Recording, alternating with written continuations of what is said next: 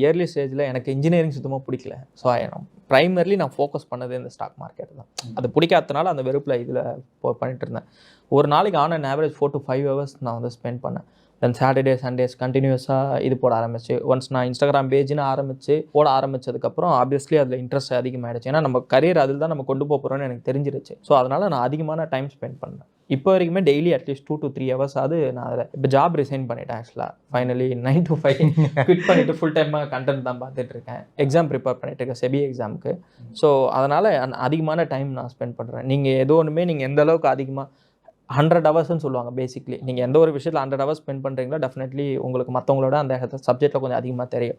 அந்தமாரி நீங்கள் அதிகமாக பண்ண தான் உங்களுக்கு வந்து இதாகும். இவென்ச்சுவலி நீங்கள் இப்போ வந்து செபியை பற்றி எல்லாத்தையும் கற்றுக்க ஆரம்பிச்சிட்டிங்க, ஷேர் மார்க்கெட் பற்றி கற்றுக்க ஆரம்பிச்சிட்டிங்க.